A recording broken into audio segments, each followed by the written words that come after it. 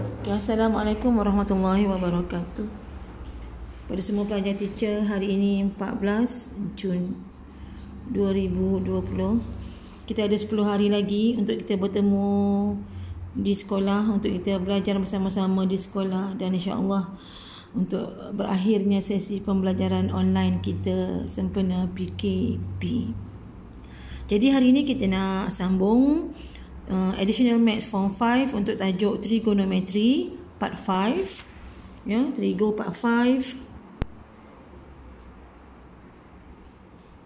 So Trigo Part 5 ni kita nak lihat pada graf Trigo. Okey, graf Trigo. Jadi teacher nak recall konsep graf yang pelajar dah belajar masa Modern Maths Form 4 tajuk Trigo. Okey, kita nak ulang balik pelajar konsep sukuan. Sukuan pertama, sukuan kedua, sukuan ketiga, sukuan keempat. Sukuan pertama semua. Sukuan kedua sin saja yang positif. Sukuan ketiga tangent yang positif. Sukuan keempat cos.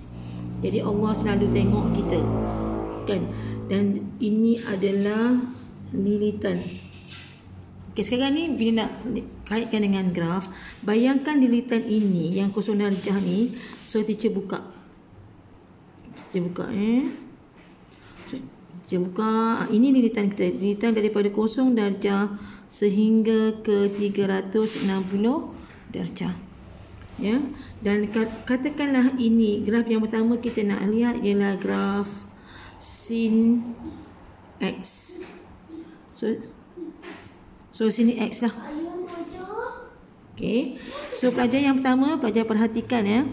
Sin X. Depan sin ni macam tak ada sebarang pemalah, sebarang unknown. Maafkan saya. Sebarang perkali. Tapi ini bermaksud sebelah sin ni amplitude. Amplitude tu merujuk di sini kelas. Merujuk pada paksi Y positif, paksi Y negatif. Dan sebenarnya dia adalah jejari ni. Biasanya jejari amplitude-nya 1. Kalau kat sini tak ada apa-apa, bermaksud 1. Jadi bawah mesti negatif 1. Itu yang pertama. Okay. Sin X, amplitude sini 1. Sekarang teacher pindahkan lilitan ini menjadi paksi X. So teacher bahagi. Dekat sini 180. Teacher bahagi sini 90. Dan teacher bahagi sini 270. Okey, kalau pelajar lihat, ini sukuan pertama, ini bahagian sukuan pertama, ini sukuan kedua sehingga 180 darjah di sini, ya. Sukuan ketiga dan sukuan keempat. Okey, mula-mula tolong saya cuba cari nilai sin kosong darjah.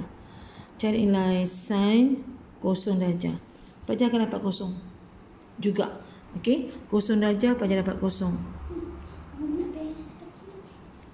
Sekarang cuba cari sin 90. Dapat 1. Ya. Sin, sekarang teacher tak nak guna kalkulator dah. Sin 180 dapat kosong. Sin 270 teacher dapat negatif 1.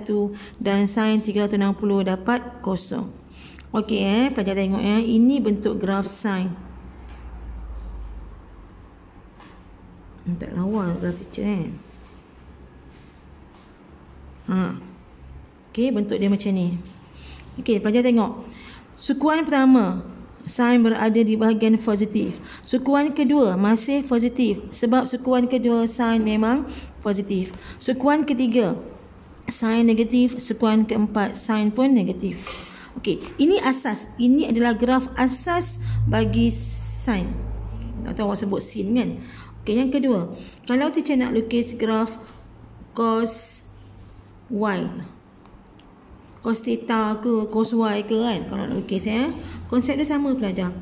Konsep dia pertama sekali, amplitude-nya sini 1 dan sini 1 juga.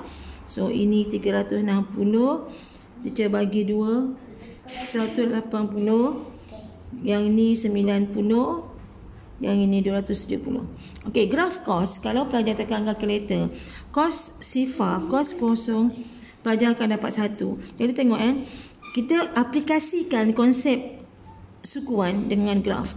Sukuan pertama kos positif, sukuan kedua kos negatif, sukuan ketiga kos negatif dan sukuan keempat kos positif.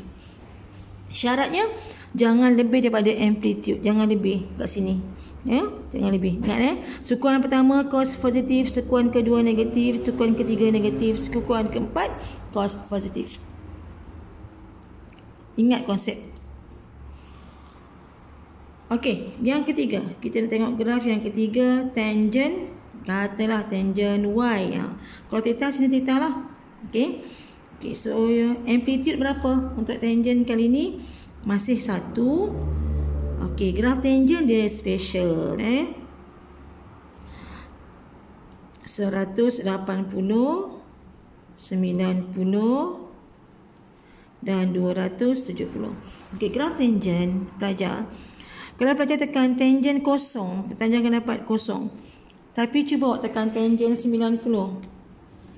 Tangent 90, pelajar dapat max error. Dia bermaksud begini, untuk graf tangent kita tak letak amplitude kita. Okey, so dia akan terus graf dia macam tu. Ini yang kita kata asymptote ni. Asymptote sebab apa? Sebab dia terus infinity begitu.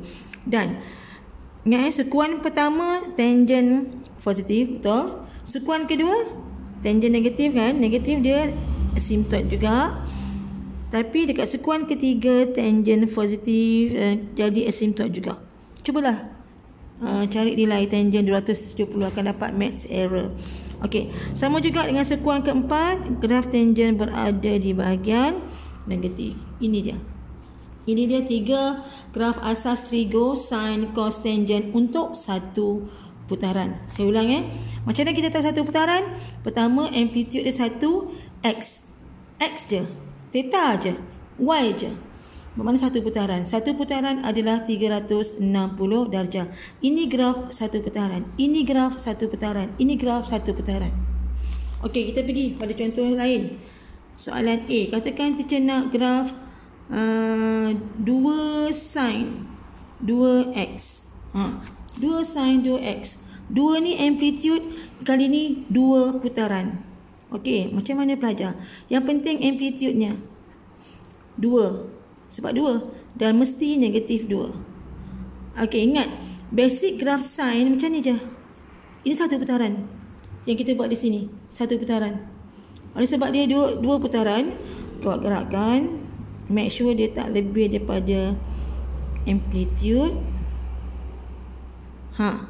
Okey, kita ikut arahan. Kalau dia kata 2 putaran, maka ini putaran pertama, ini putaran kedua. Lengkap je putaran tu, di situlah 360. Lengkap je 2 putaran, di situlah 360. So dah siap. Markah macam mana? Tiga markah. Markah pertama bentuk graf. Betul tak ni bentuk graf sin? Mesti bermula di kosong. Jangan mula ke atas. Kalau mula ke atas tu cos. Okey. Yang kedua amplitude dan yang ketiga putarannya. Okey, B.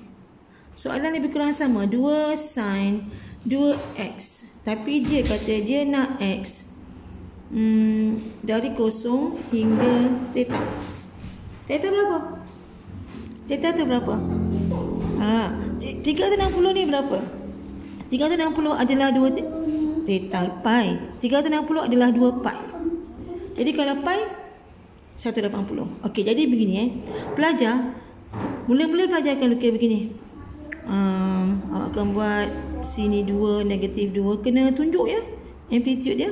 Okey, 1 putaran, 2 putaran. Kalau ikutkanlah, kan ini asasnya sebab 2 putaran. Tapi kita ada range. Range yang soalan minta. Soalan nak sehingga pi sahaja. Sini 2 pi. Kalau soalan nak pi, kita tulis pi. Sini 2 pi. Jadi yang dia nak hingga sini je, pi. Jadi sebenarnya lukisan yang terakhir yang perlu pelajar tunjuk ialah, yang perlu awak tunjuk ialah Sini pi. Amplitude 2 dan negatif 2. Memang 2 putaran, tapi ingat tak kisah berapa putaran pun mesti 2 pi atau 360. Tak kisah berapa putaran. Tapi sekarang soalan nak, walaupun 2 putaran, tapi dia nak sebenarnya sehingga pi saja, sehingga sini. Jadi ini tak nak. So jawapan pelajaran yang ini je. Okey, soalan C. Kita tukar graf lah, graf cos kata. 3 cos, katakan 3x. 3x dan tapi dia nak, kalau sini x lah, dia nak x dari kosong hingga pi juga. Katakan okey, yang penting amplitude-nya pelajar. Okey, sini 3 dan negatif 3 dan okey, berapa putaran? Berapa putaran? 3. Graf cos bermula dari atas, ya. Satu putaran. Balik pada yang ini. Satu putaran. Okey. So ni satu putaran. Teacher pun kadang tak lawa juga lukisnya. 2 putaran dan 3 putaran. Okey, sebab dia kata 3 putaran. Ingat, tak kisah berapa putaran yang soalan minta, dapat je putaran tu di sinilah 2 pi atau di sinilah 360 based on soalan. Tetapi soalan bukan nak sehingga 2 pi ni. Soalan nak x sehingga pi saja. So awak tengok. Awak tengok satu putaran, 2 putaran, 3 putaran, 2 pi. Dekat mana agaknya 1 pi? 1 putaran, 2 putaran, 3 putaran. So dekat mana? Dekat 1/2 sini. Dekat sini. Dekat sini pi. Okey, jadi kalau teacher dah tak muat ruangan tu kan. Kalau kita nak lukis nanti cos negatif 3 negatif 3, 1 putaran setengah pi.